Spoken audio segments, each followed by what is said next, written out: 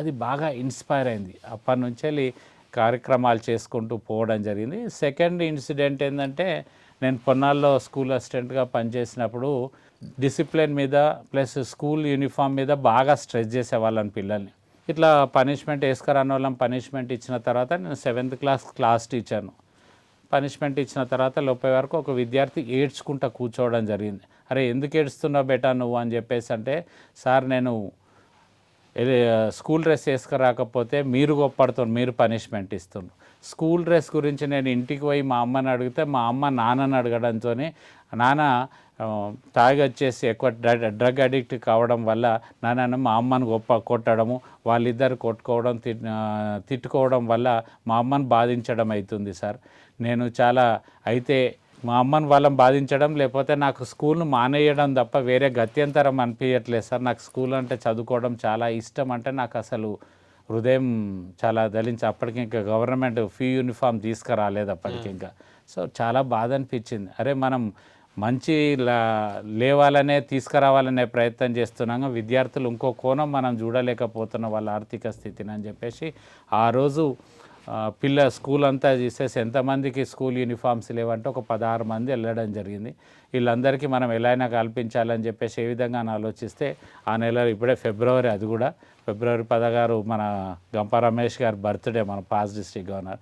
అన్న నాకు నీ బర్త్డే సందర్భంగా 16 యూనిఫామ్స్ కావాలని చెప్పేసి అంటే సరే అని చెప్పేసి ఇవ్వడం జరిగింది. అక్కడి నుంచే నా ప్రస్థానం ఇప్పుడు ఏ స్కూల్లో అయినా గవర్నమెంట్ యూనిఫామ్తో పాటు ఒక ప్రైవేట్ స్కూల్కి ఇచ్చే స్పోర్ట్స్ యూనిఫామ్స్ కూడా అన్ని స్కూల్స్లోనే నేను ఇప్పించే ప్రయత్నం చేయడం జరుగుతుంది. దాదాపు 20 ఏళ్ళ పని చేయబట్టి. ఎన్ని స్కూళ్ళలో ఇప్పించుంటారు? నేను పనిచేసిన స్కూల్స్లోనే అయితే పొన్నాల నుంచి వెళ్ళి మర్కుకు పోవడం జరిగింది, మర్కుకు నుంచి వెళ్ళి ములుగుకు రావడం జరిగింది. కానీ ఆల్మోస్ట్ ఎవ్రీ ఇయర్ దాదాపు ఒక 1000 యూనిఫామ్స్ అయితే ఎవ్రీ ఇయర్ ఏదో ఒక స్కూల్ నుంచి వెళ్ళి ఇవ్వడం జరుగుతుంది. ఇక్కడ రామంచ కానీ, కోయడ రామచంద్రాపూర్ కానీ, మర్కుక్ కానీ, ములుగు కానీ, అంగడికిష్టాపూర్ కానీ, ఇట్లా వివిధ స్కూల్స్లో మనకు వర్గాలు కానీ ఇట్లా ఇప్పించడం జరుగుతుంది. మీరు టీచర్గా ఉండడం వల్ల విద్యార్థులతో ఉన్న అనుబంధం పెంచుకోవడానికి ఇది ఉపయోగపడి ఉంటుంది. చాలా ఉపయోగపడ్డది. అంటే వాళ్ళతో కనెక్ట్ కావడానికి చాలా ఉపయోగపడుతుంది. అంటే వాళ్ళ లోపల నా అభిప్రాయం ఏంటంటే, నా ఉద్దేశం ఏంటంటే, గవర్నమెంట్ స్కూల్కు వచ్చేవారు దాదాపు పేద విద్యార్థులు ఉంటారు. మేజర్గా ఇంకా కాన్సన్ట్రేట్ చేసి చూస్తే దాదాపు 50% అయితే తల్లిదండ్రులు లేని కానీ సింగిల్ పేరెంట్ టీచర్ కూడా ఉండడం జరుగుతుంది. ఒక 15-20% మాత్రమే తల్లిదండ్రులు బాగా చూసుకునే తల్లిదండ్రులు ఉంటారు. 80-85% అయితే నెగ్లెక్టెడ్ బై దెమ్, అయితే సింగిల్ పేరెంట్, అయితే నో పేరెంట్ చిల్డ్రన్ ఉంటారు.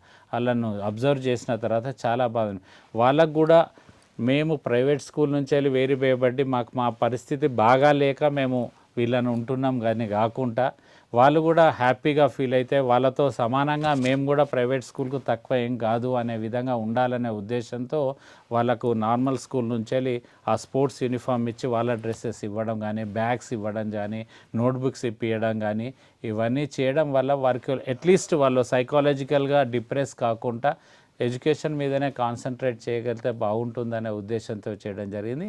అది చాలా మటుకు సక్సెస్ అయ్యి ఈరోజు ఆల్మోస్ట్ నేను అప్పుడు చేసేటప్పుడు మన డిస్టిక్లో మాత్రం నేను ఒక్కరిని అప్పుడు చేసింది. కానీ ఇప్పుడు చాలా స్కూల్స్లో ఇన్స్పైర్ అయ్యి దాతలు కూడా పెరిగారు, టీచర్స్ కూడా దాతృత్వం పెరిగింది. టీచర్ లోపల కూడా వాళ్ళు కూడా వేతనాలు కూడా అలా పెరిగినాయి. అవును, కరెక్ట్. చాలా వివరించినాయి. ఉన్న వాళ్ళందరూ పెట్టాల్సిన అవసరం లేదు, మనసు ఉన్న వాళ్ళే పెడతారని నా ఉద్దేశం. అట్లా కొందరు టీచర్స్ చాలా బయట ప్రపంచానికి తెలియకుండా కూడా చాలా కమిటెడ్గా పనిచేసి పిల్లలకు చాలా సపోర్ట్ చేస్తున్నారు. నిజంగా వాళ్ళందరికీ అభినందనలు.